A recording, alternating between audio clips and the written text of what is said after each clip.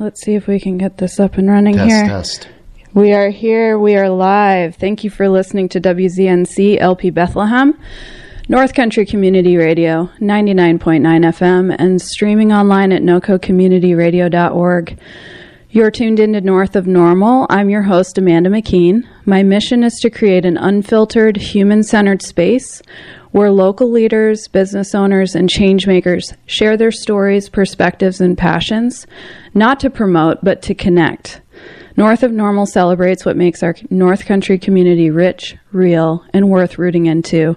We're live every Tuesday from 10 to noon here at NCCR on Main Street in Littleton. And today's guest is Jeff Cozzens. Hi, Jeff. Hi, Amanda. How are you? Good. Thanks so much for joining me today. Thanks I so appreciate it. Yeah. So you had showed up. I always have my guests come on, show up at the studio at least 15 minutes prior. We get all set up. We test the mics. We test our headsets. We make sure that we get all of the jitters out. And you and I were just having some great conversations. But I do want to just quickly remind listeners that there are guidelines with my show. We do not talk about politics. We don't talk about religion. We try to avoid using bad language on air. Sometimes that slips out, but we do our very best here. And my mom might be listening. Yeah, we do it for the moms out there. But those guidelines help protect this show because it's about showing up as a human being and being seen as a human and not for whatever opinions we may hold. I know there's a lot going on right now. There's voting today. Town meeting day. Yes. And so we're here to give you a break from all of the heaviness that may be happening right now with decisions and opinions. So Jeff is here. And Jeff, we're going to get to know you a little bit today. I'm so excited. I'm honored to be here. Thank you very much. Yeah. The sun is out and the mud is mudding, and it's that time, right? It is. We'll see if it lasts. It's a good feeling having a few days in a row of 60 degrees. I can't believe it. I mean, we have a river going through the beer garden at our brewery right now. Yeah. But beyond that, it feels incredible. Yeah. So you are co-founder of Schilling Beer Company. I am. And yesterday I actually was walking over the bridge and I noticed all of the ice that's kind of pushed together. And I was curious if you actually heard the ice breaking. I have in years past. I didn't hear it yesterday because unfortunately I was in a meeting, but I mean, we've had wild memories of that. Yeah. And we've been down there since 2013, so we've seen the ice unlock from that river, and we've seen all kinds of dead things floating on that ice. Yeah, and it's hit the building. I mean, it's incredible, but I think it also gives you an appreciation of how sturdy these old structures actually are. And it's, we find something to talk about whenever you go downstairs and you look in kind of the bowels of our 1798 building. Is that how old it is? Yeah, it's crazy. But just the engineering and the flexibility, I think, of those old wooden structures is so cool. It is cool. Wasn't it just last year or the year before there was a fire? Oh, we've had 2 fires, actually. You've had 2? We've had 2. We had an ember from our chimney. We have a wood-fired pizza situation in the kitchen. And there was a really windy day. It must have been, I think it was 8 years ago, believe it or not. 8? 8 years ago. Okay.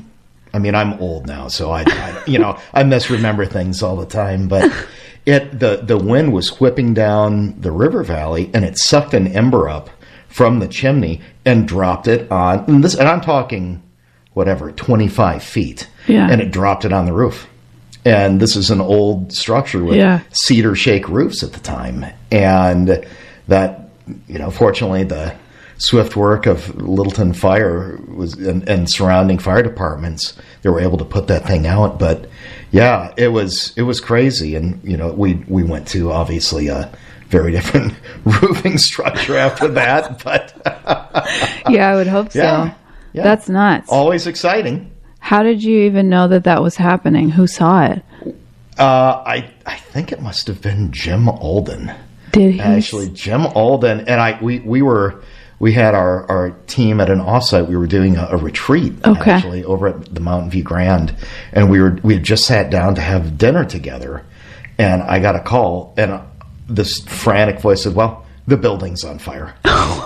And you can imagine that it was a tense 15-minute drive back to Littleton. And when I saw smoke kind of billowing up Main Street once I kind of passed the LaHoots warehouse, it was real. Wow. So, yeah, but it was fine. It didn't really enter the building at all, and it was a lesson learned. Yeah, you must be so grateful. Very grateful. Yeah, wow. Very grateful. And thank you, Jim, if you're listening. Jim. All right, so Jeff, I want to kind of get a sense of you and your background and kind of like your, I like to ask my guests where they come from. You're not from here, right? You're not a local. I've been here for 21 years, but I know that doesn't qualify. It doesn't qualify in any way, shape, or form, and I accept that. Even my daughter, my youngest daughter, Gemma, who's born in Littleton, I'm not sure if she's a local. Oh. And so, but that's okay. We love living up in the North Country, and it's been a delight. We moved here. We moved to Lancaster originally in 2005. But I'm originally from northern Michigan. Michigan. Yep. Like near the lake? On the lake, in fact. Everybody from Michigan has a hand map. Yes. And so you have to hold up the hand map on your right hand. Yeah. And, kind of south of the thumb part is the Detroit area. Okay. But if you go up to the pinky, that is where I'm from. Wow. So I'm from northwest lower Michigan. And honestly, it's not that dissimilar from northern New Hampshire. I mean, we had really crisp and distinct 4 seasons. But instead of mountains, we had water. Yeah, lake weather. And boy, did we get snow. And still do. Yeah. And you get huge snow. It's all lake effect snow. Yeah. Whenever anything cold and blowy comes across Lake Michigan, that side of the lake just gets hammered. Wow. And so grew up there. My dad was a small animal veterinarian, and I have 2 younger brothers. And we, grew up playing sports and being outside and doing the things that, the kids do, or at least did at that point in time. And wanted to raise our kids in a place that was similar to that. That makes sense. Questions. So many questions. Okay. So your dad was a small animal veterinarian. Mm-hmm. How many animals did you have in the house? I mean, now this is an interesting question. At least I think it's interesting because we had a dog, Toby. Toby's a good name. Toby for a dog. was a good old boy. He was a big yellow lab, and we had a couple of cats. But then my youngest brother, Stu, had an eclectic assortment of different critters that he kept. Stu's kind of infamous for this. Okay. And he had a snake named Squeezer. Oh. And Squeezer was a reticulated python. And Squeezer once got loose in the house, and he and my brother Matt, Stu's 10 years younger than I am, but he and my brother Matt are I think 3 years apart, and they somehow were being given a bath together. And Squeezer, and now mind you, Matt is terrified of snakes, and Squeezer had been loose for I think going on 2 months, and they would find Squeezer's shed skin in the house. In the house, they would find it in a dresser drawer or a kitchen cupboard. So it's kind of like All Creatures Great and Small, the show, but with a few snakes thrown in. Yeah, and they were in the bath, and suddenly, to little Stu's great delight, he said, "Oh, Squeezer, it's you!" As the reticulated python came through the faucet, literally onto my brother's head, my brother Matt's head. Oh my gosh. Yeah, that's a real story. Oh my gosh. No hyperbole at all. So that's Squeezer the snake. That's a famous story. So did he get thrown in the air? I think there was a naked little kid running through the house at that point. Wow. Oh my word. Yep. Do those snakes do any damage if they bite? No. I mean, they're harmless. They, They just sound scary. They sound scary, but, you know, we've had lizards. We had an iguana. Stu had an iguana. It was like Stu's pet shop. Yeah. Like, quite literally. That sounds fun. It was fun. But, yeah, so we had critters growing up, and I remember going to, as a young kid, you know, I always had odd jobs that I had to do for my dad. Okay. And so I took care of I mowed all the lawns, you know, at his little clinic, and worked there, and I'd hold dogs for him. He let me do that during treatment. That's nice. And yeah, so it was really neat growing up, but it was so similar to, you know, the character Siegfried on All Creatures Great and Small. Yep. He reminds me of my dad, not with his demeanor. I mean, my dad was a super pleasant and warm, and is a super pleasant, warm and outgoing person, but the technical terminology and the banter that gets thrown around, that's what it was like at my house. Okay. Always a scientific term for everything. That makes sense to me. Okay, so did your dad own his own business? He did. Yeah? Yep, he did. Okay. And so we grew up, he had an animal hospital, a clinic for, I think 30 years, and then sold that, and then started another one in a different area of the same town in Traverse City. Yeah. And what did your mom do? So my mom did some concert promotion work. Okay. But we were so fortunate, she was home for us. Nice. While we grew up. That's awesome. And that was really meaningful to all of us. Yeah. Besides the snake story, what do you remember most about growing up with two other brothers? I'm sure you have a lot of stories. We do not have enough time for that today. Well, I remember there was a lot of blood. Was there? Oh yeah. I mean, you know, I love my brothers. I have a great relationship with them. But yeah, we fought a lot growing up. Yeah. There was always a testing period when. Again, there's 10 years between me and Stu. And you're the oldest, and I'm right? the oldest. Yeah. And so we didn't really get into it. But Matt and we got into it a little bit, and that drove my parents crazy. So there was a lot of competitiveness that way. And there was always, we always had a pickup game of some form going on in the yard. I mean, we all played football and baseball. Okay. And, you know, I didn't play basketball because I'm 5'8" with heels on. But, there was... You know, there was always sports going on, always fishing going on. Oh my gosh. I mean, I remember Stu, and again, there's always Stu stories, but Stu got free. He must have been 7 and took off with a fishing rod and went up to a pond that was near our house where we grew up, and caught this enormous bass. And instead of putting it in a bucket or whatever, he brings this thing back into the house and is holding it over my bed. And I woke up to it, this like 4-pound bass wriggling above me in bed. That's awesome. So, there are tons of stories like that. And then my best friend, John, who is my business partner now, co-founder of Schilling, he and I have been best buddies since we were 11 years old. Oh, really? And 11. And I met John at a baseball camp, and he was making fun of my shorts. I had a really sweet pair of tie-dyed shorts, and John was making fun of me for wearing them. And then you naturally became friends at that point. You're like, this guy is making fun of me. I want to be his friend. Yeah, exactly.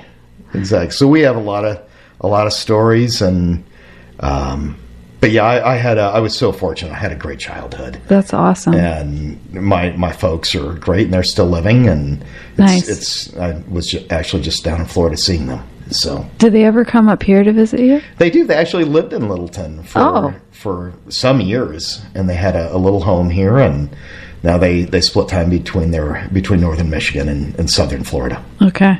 Maybe it got too cold for him here or something. You know, probably. Yeah. And but if I know that the team at Schilling has stories about seeing my dad walking his brace of Shih Tzus like around the brewery campus, like he would do that. Bruce.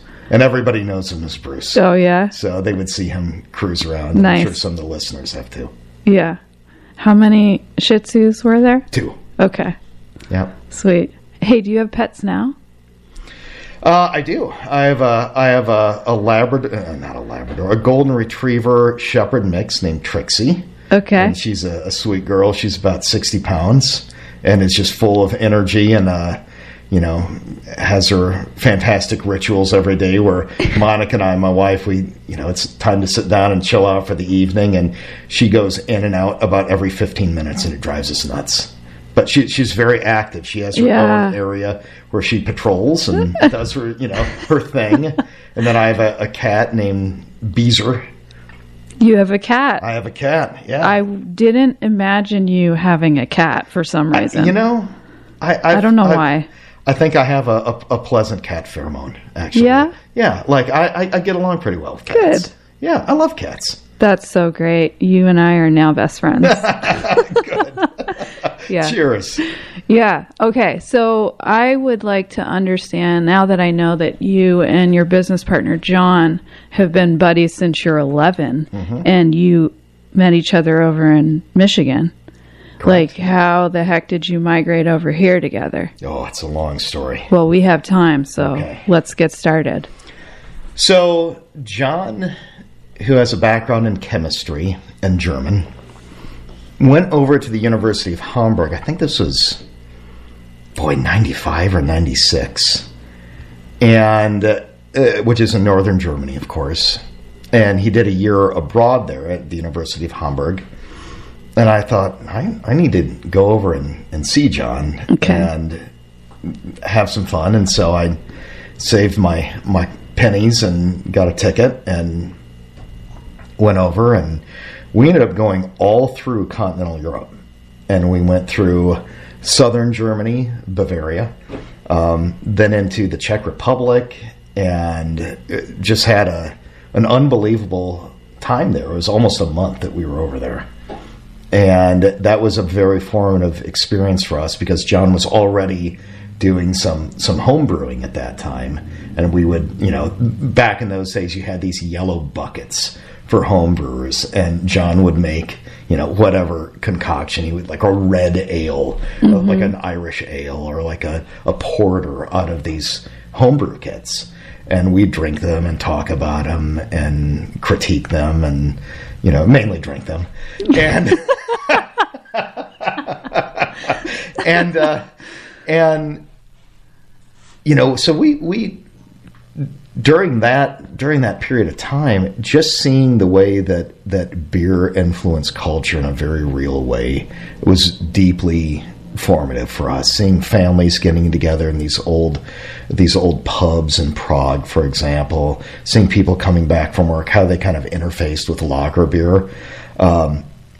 It was very different than American drinking society and American craft beer writ large. Seeing families sitting in these big beer halls, seeing Stammtisch, which are kind of like a discussion platform or a discussion table in Germany, where people would reserve these tables for sometimes going back decades. Like, this is at 4:00 every Thursday, family Weber meets here for their Stammtisch. And you would see these signs in these old German beer halls, and there would be a family or a friend group that had a reservation that would meet there to talk about the affairs of the day in these beer halls.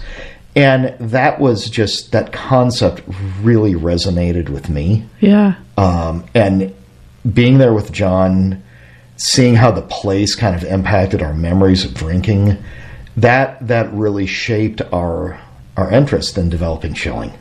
So what do you think made that resonate for you? Like, what were you already searching for yourself that made that experience so meaningful to you? I love history, and I'm a student of cultures. Okay. And I loved seeing those things intersect around beer. Nice. And there is not a more, I think, expressive culinary symbol than beer.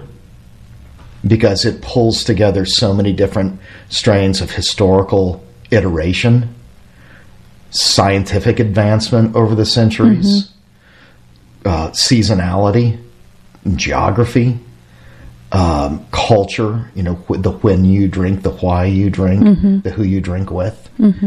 Nothing really does that like beer does.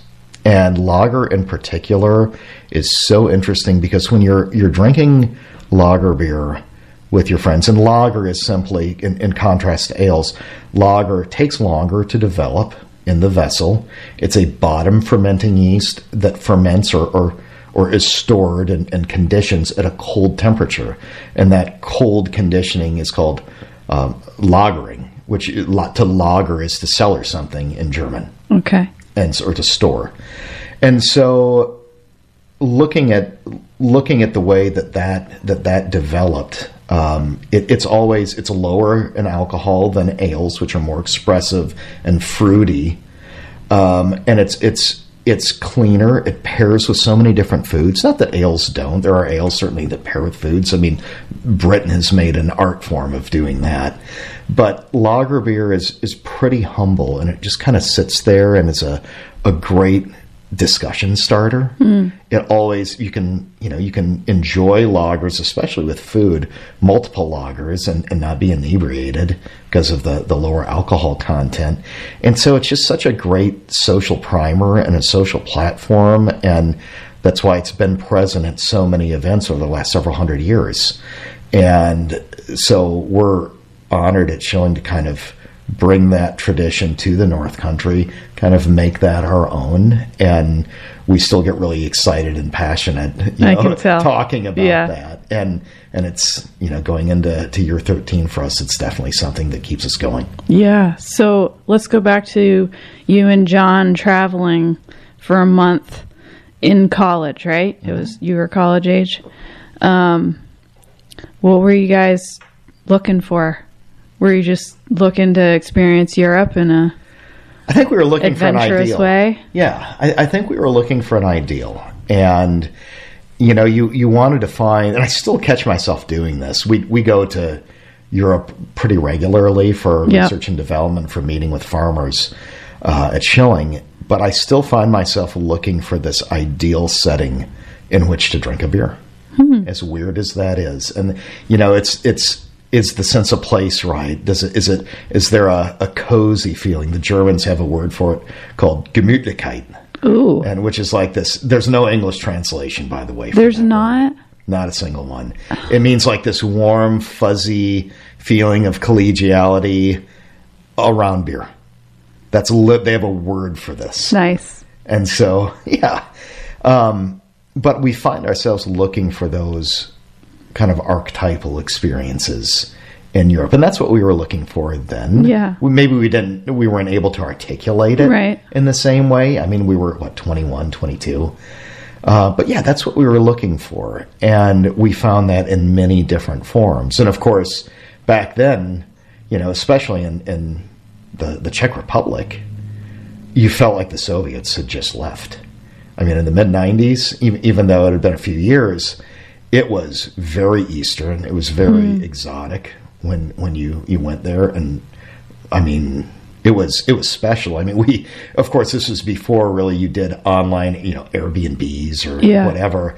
And we were given the name and number of a guy in Prague to contact when we got to the train station.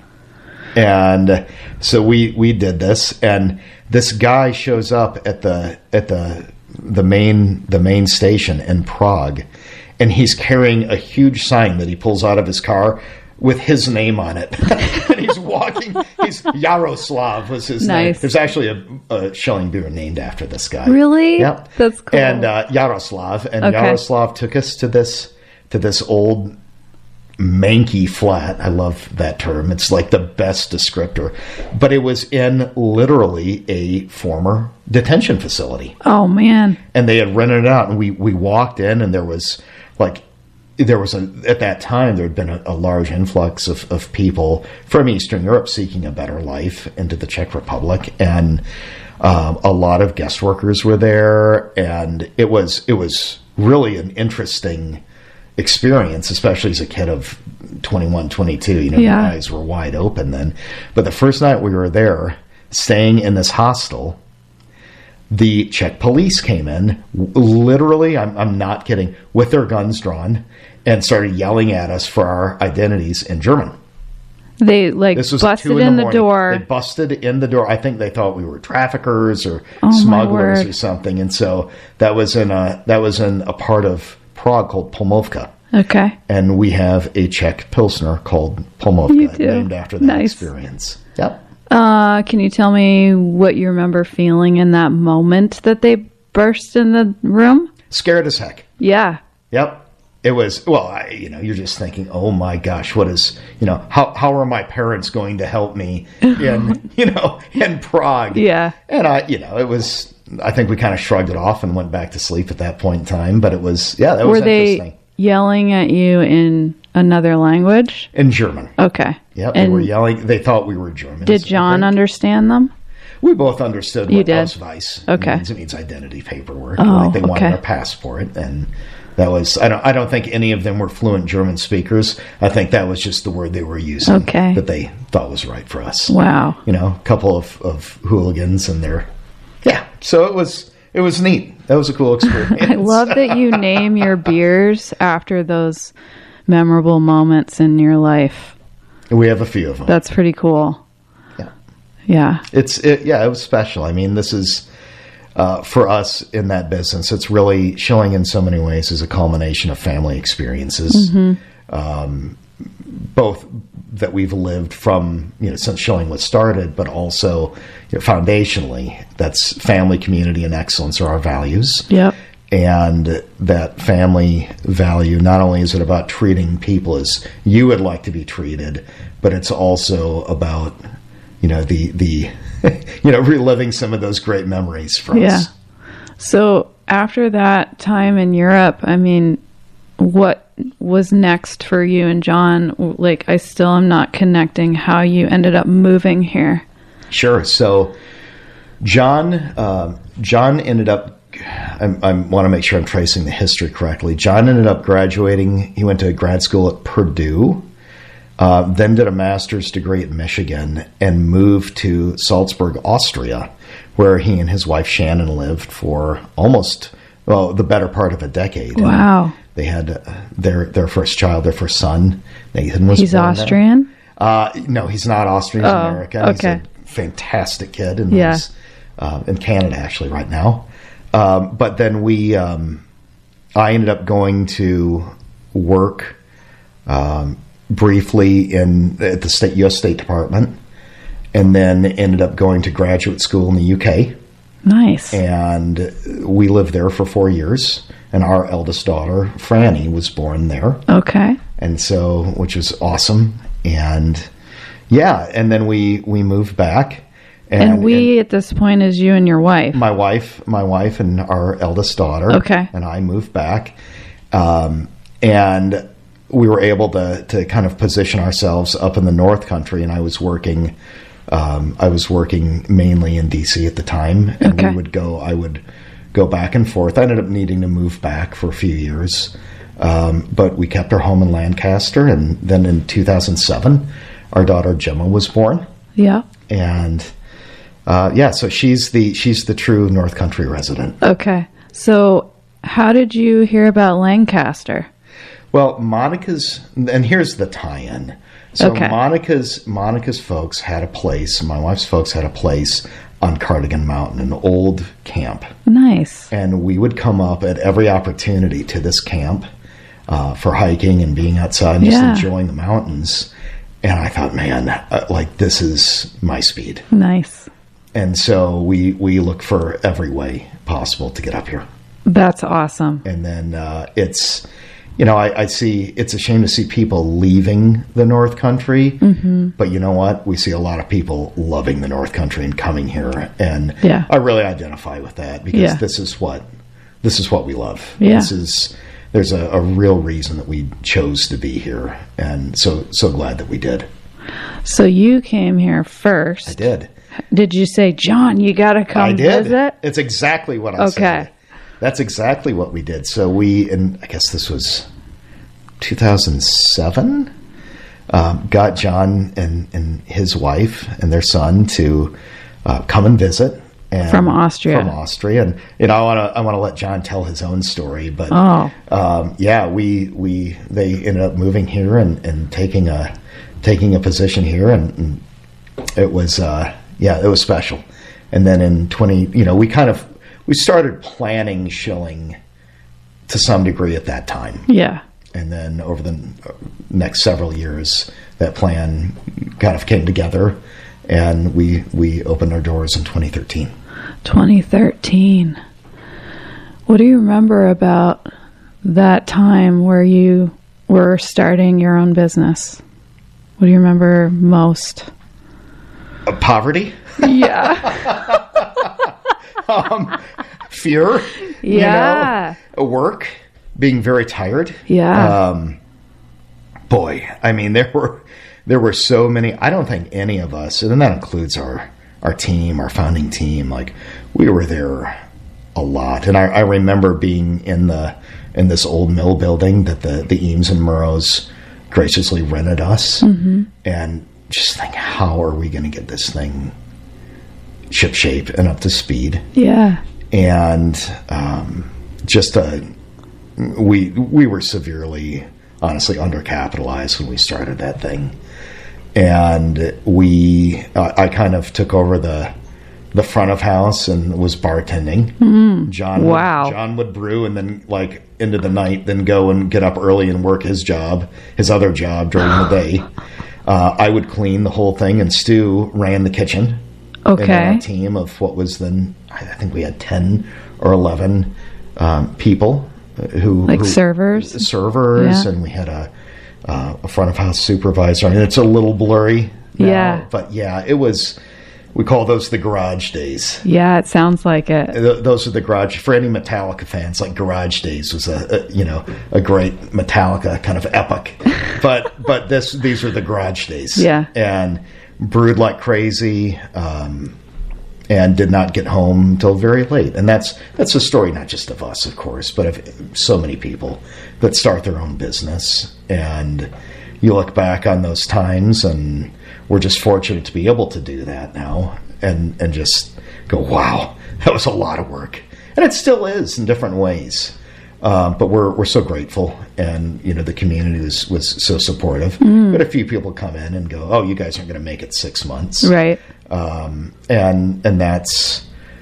that was interesting. In particular, I think that was because of the kinds of beers that we were making, because we were focused so much on continental European-inspired beers and lagers in particular. And this was really the height of New England IPAs during that time. I mean, they're still obviously very popular, but people identified, especially then, lager beer with big, giant corporate beer, with macro beer, domestic American light lagers. I won't mention those names here on your program, but I mean, it's like people identified lagers with that. Yeah. And we wanted to bring some artistry to the profession and interpret those styles our own way while being very true to traditional methods and ingredients. But yeah, I remember at that time, we had a mill up on the second floor, what is now the second floor, or actually the third floor technically, of the pub where our beer hall is now. And we would haul those 55-pound Weiermann grain sacks up the stairs and mill them. Wow. And then gravity feed that into the brew house. Yeah. Basically. And seeing that pallet drop, and which could happen at any time during the day, depending on the mood of the shipping company. It was like, okay, here we go. We're going to grab those things and walk them all up the stairs. And we did that time and time again for many years. It was like CrossFit without CrossFit without the kettlebells. Yeah, for sure. And there's something about that tactile experience that we all enjoyed it. I mean, it was you really felt that you were truly making beer with your hands. Yeah. And that was cool. Yeah. And you were creating it wasn't just beer, it was this whole experience, right? Because you had these European experiences, and it sounds like you were trying to bring that here. Correct. What was the German term that doesn't... Gemütlichkeit? Yeah, is that what you're going for here? That's what we're going for, but I think there's... In northern New England, there is this special relationship between beer and the outside. And if you look at the labels of lagers, the classic lagers in Bavaria in and around Munich, you always see mountains and some very pastoral scene, or you usually see mountains or some very pastoral scene on their beer labels. And there's a reason for that. It conveys that sense of place and of seasonality and natural beauty and raw materials that grow there. And that fits our environment so well. Yeah. We do have mountains. We do have mountains. We have rivers. We have seasons. And we really try to lean into that with the styles that we make. That's cool. So in all of this, all of these 13 years of hard work and lifting heavy grain sacks. Fortunately, we don't have to do that too much anymore. I mean, our production team works incredibly hard. Good. And they, there's plenty of manual labor that goes on there. Yeah. And I want to credit them with that, just day in and day out hard work. And these are people really committed to excellence and very dedicated under Justin Slotnick. Does a great job. Okay. Do you have time for fun? And if you do, what do you do? Having fun is very important. Yeah. Love being with my family whenever we can. I mean, our girls are older now. Franny is 21, Jim is 18.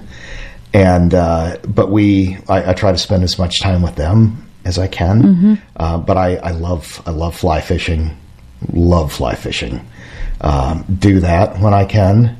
Love hiking, love just being outside. Yeah. And so that's really what we do for fun. And, but at the end of the day, even on those, or especially on those nights when it's 15 or 20 below, like sitting around the wood stove at home is just special. Yeah. And so my wife and I really enjoy that. Good. I grew up fishing myself. I've never fly fished, but I know that you never forget certain, fish that you caught. For sure. Do you have a fish story you could share with us? Wow. I do have some fish stories.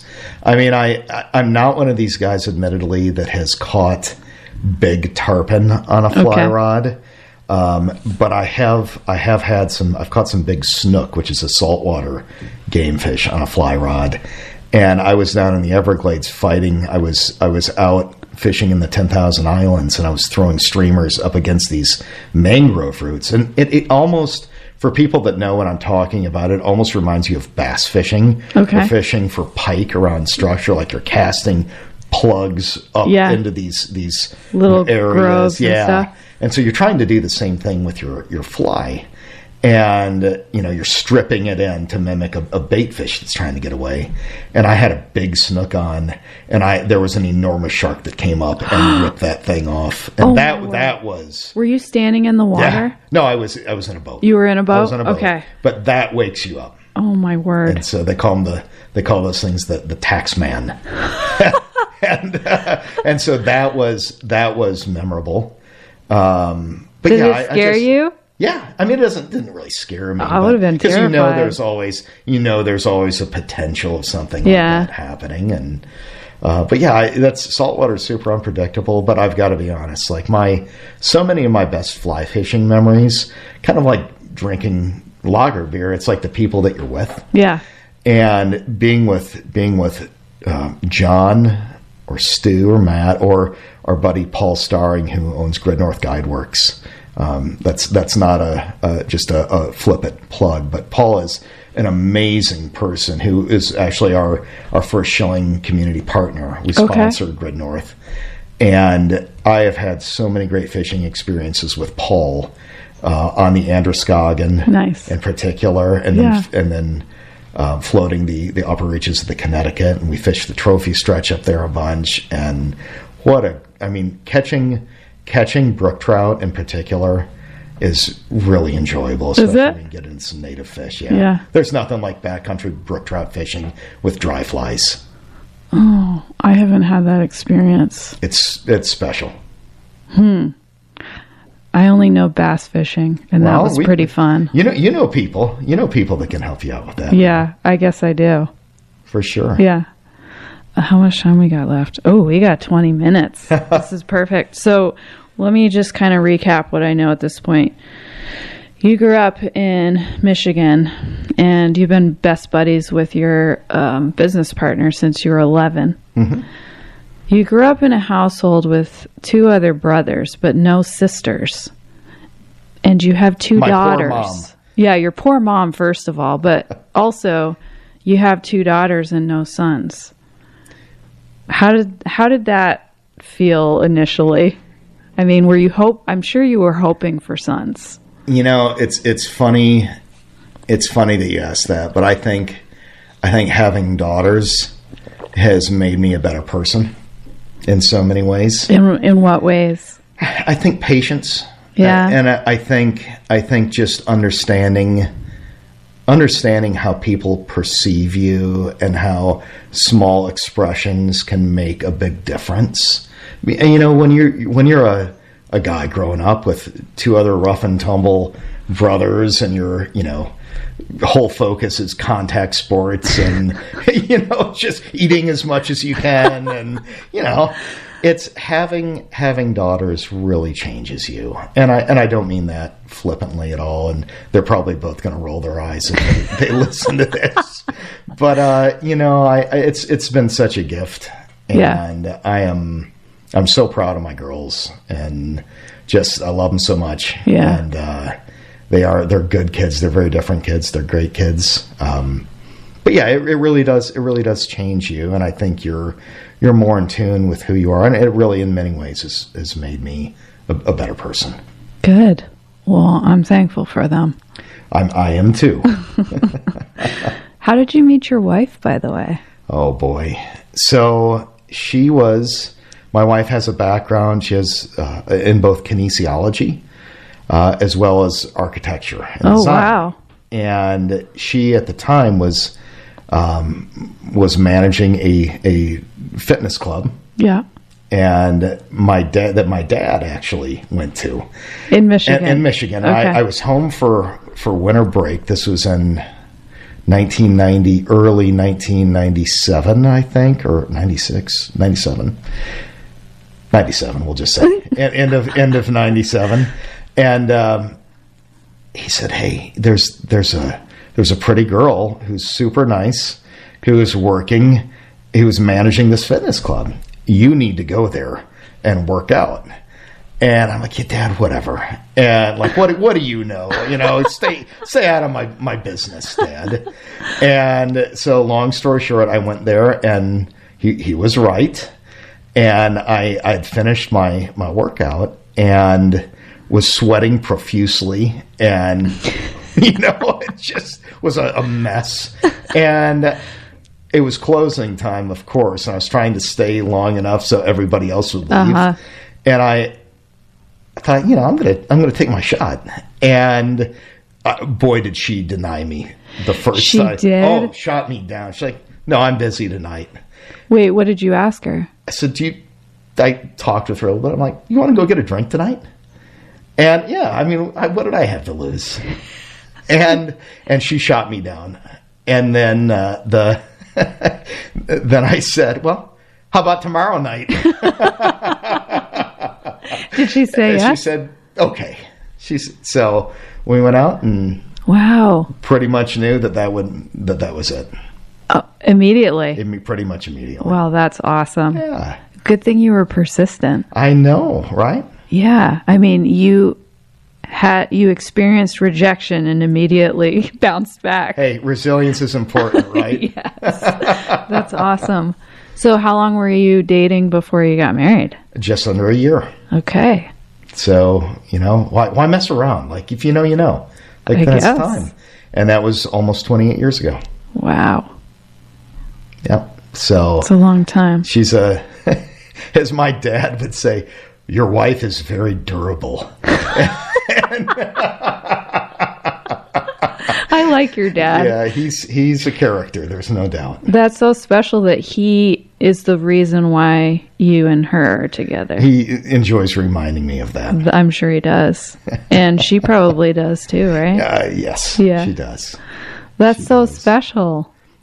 I'm very, very fortunate. She is an amazing person, for sure. Yeah, that's cool. So, Jeff, there's one thing that we haven't really talked about much, and I'm curious, like, you talked about starting out Schilling and how you were bartending, right? Mm-hmm. So, at this point, your title is CEO, and correct. You've got a whole team of people. You've got Mill Street Kitchen now, which is an extension of Schilling. It is. It's just Schilling by another name, basically, but it offers a different experience for people. Okay. I mean, for so long, Schilling was known for its wood-fired pizzas and, of course, the beers that we're making. But for that experience, that beer experience, whether it was in the beer garden or in our store and tasting room or in our old red-sided pub, it was known for that wood-fired pizza experience. We wanted to give families in particular something a little bit different and, the general public something different. So we do a lot of handhelds that are kind of inspired by foods you would enjoy coming back from like a brewery beer hall in Munich, like a lot of handheld sandwiches, doner kebabs, hand-cut fries, things like that. And so it really does offer a very different experience for people, but also still has a really cool deck.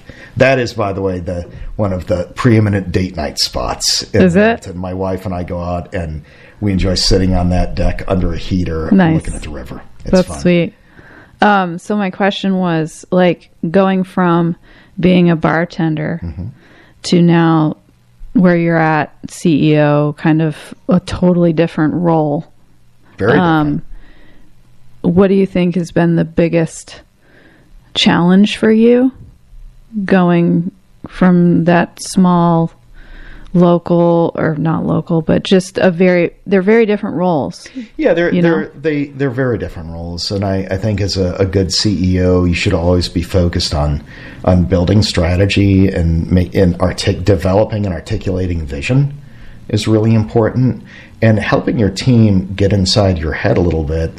You have a huge responsibility in defining a roadmap, laying out a roadmap for your team and being very clear with them about where you're going and why.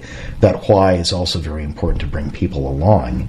And when you're first starting a business, you're doing everything, right? I mean, again, it was, you bartend, you close up, you do your cash drawers, you have your guest service and hospitality hat on, which is crucial, which never should leave. Even as CEO of a brewery, getting in front of people and living that hospitality is a crucial part of your example. Yep. But I think, you're doing everything as a founder, everything. Right. And you have to make that transition as a founder to, obviously you're building a structure, you're building a team, and you have a responsibility to that team to put people who are true professionals and gifted into the right seats on this vehicle that you're building, so to speak.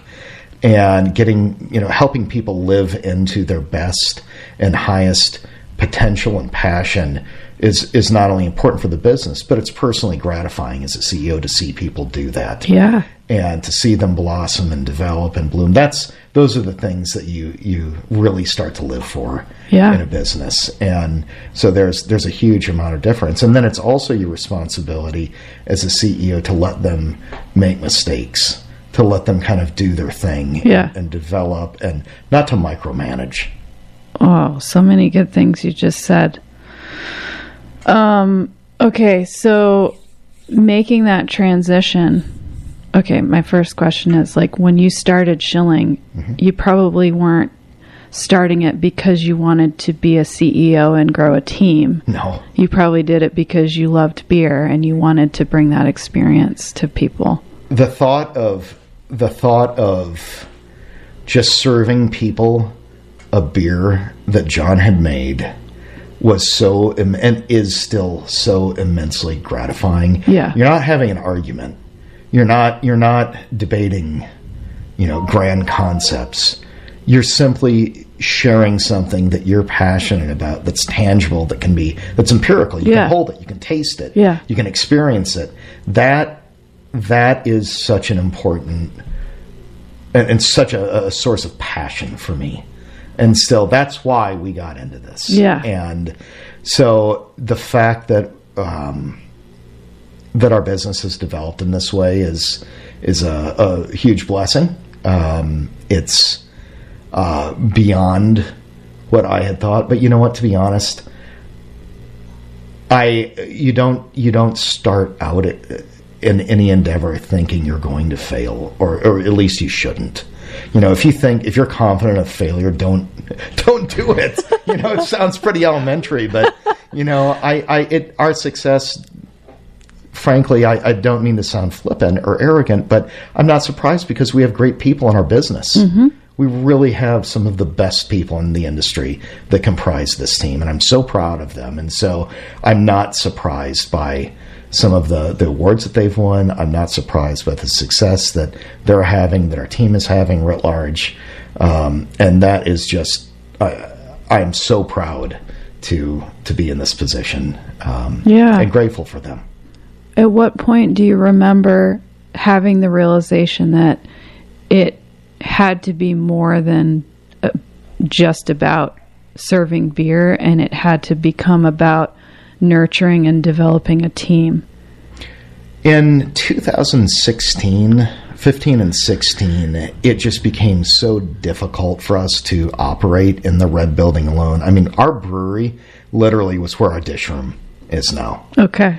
And we had this, I mean, boy, was it a MacGyvered situation.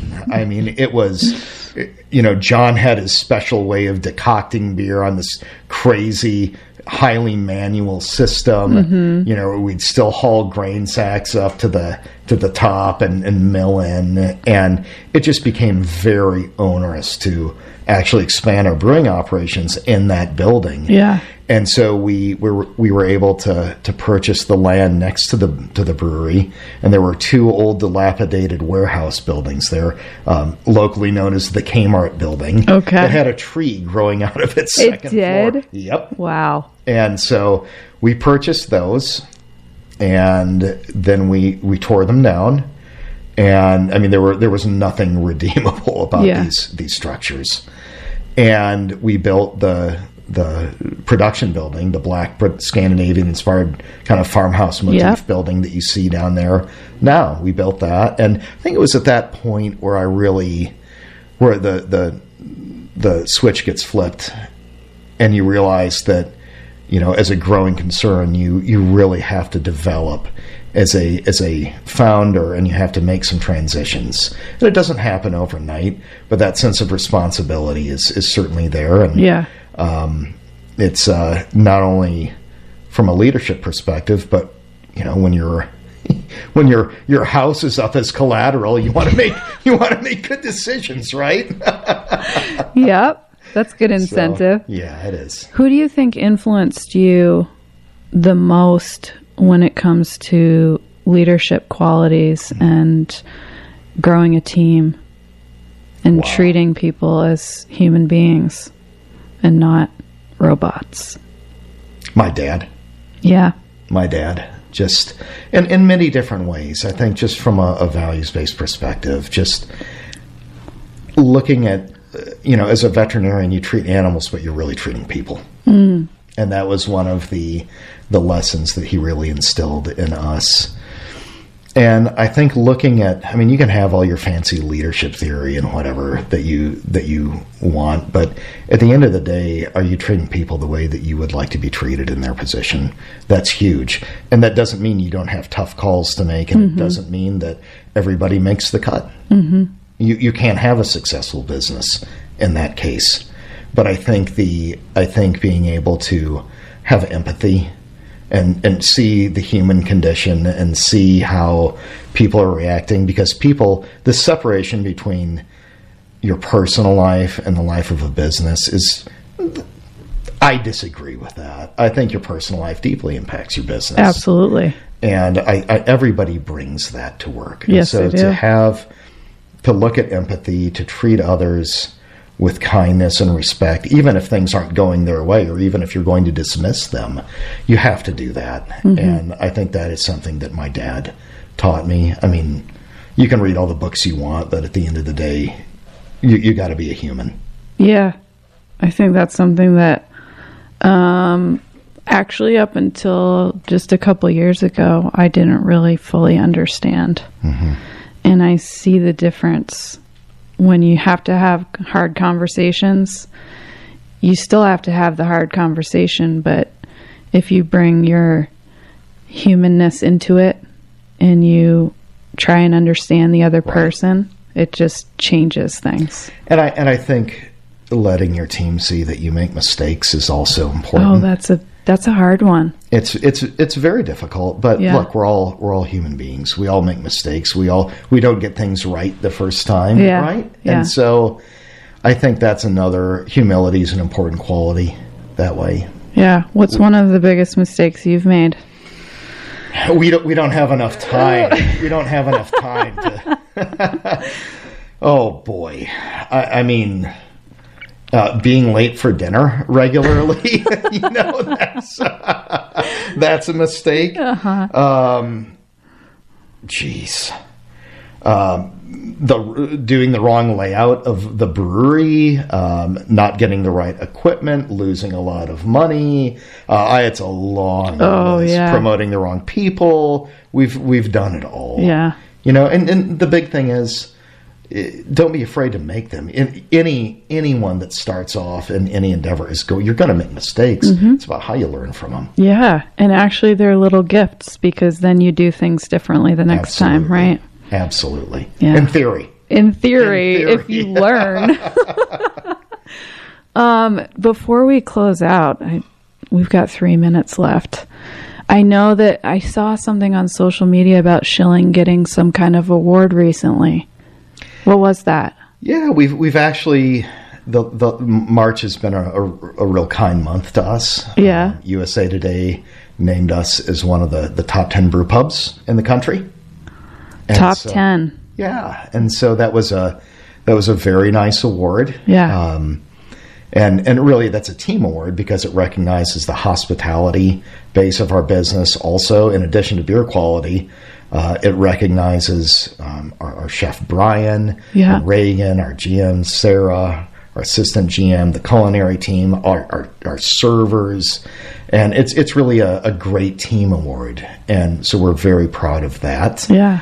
And then there's a online, kind of the largest consumer beer rating service in the world is called Untappd, and I don't know how many ratings it has. There are tens of millions ratings annually across the world of different beers people drink and give their opinion. And so Untappd does awards every year, and we came in terms of the numbers of medals that we won. We came in 6th or 7th globally. Wow. And we tied for 4th in the United States. That is amazing. And that is a testament to the continual pursuit of excellence on the part of our production team, our team.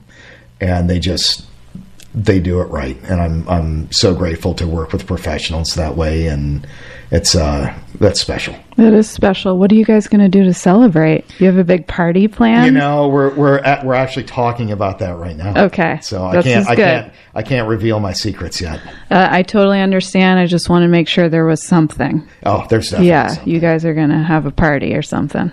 Most definitely. Good. They work hard, and there's not a lot of time in a day, but we're going to make time for Good. This yeah, it's important. Sure. It is. Congratulations on that. Thanks, Amanda. Yeah. Jeff, I just so appreciate everything that you shared today. We kind of covered a wide range of topics, but I really like the stories that you shared, talking about growing up, the things you enjoy. It makes total sense why you're here, and I'm so glad that you're here and you're doing what you're doing, because it is a huge impact on our community, even Schilling just being here.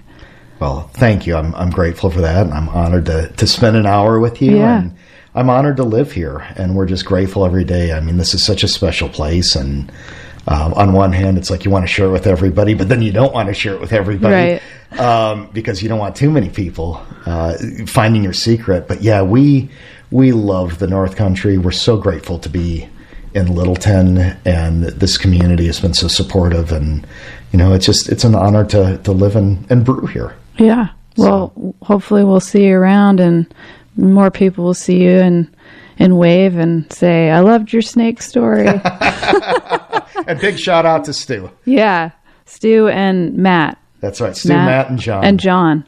Let's see if I can get John on here someday. I think that would be also a very lively conversation. I would love it. Okay. Well, to our listeners, you're listening to WZNC LP Bethlehem North Country Community Radio, 99.9 FM, and streaming online at nococommunityradio.org. Thank you guys so much for tuning in today. By listening in, you're helping keep real stories and community conversations alive. And that's no small thing. I'm so glad you're a part of it. If you've got thoughts about today's episode or someone you think would make a great guest, I'd love to hear from you. You can send me an email at amanda@clearviewadvantage.com. And if you want to catch up on past episodes or share one with a friend, you can find them anytime at clearviewadvantage.com/podcast. This has been North of Normal with Amanda McKeen with our guest, Jeff Cozzens. We will see you next Tuesday live from 10 to noon. Until then, stay grounded, stay curious, and stay a little north of normal.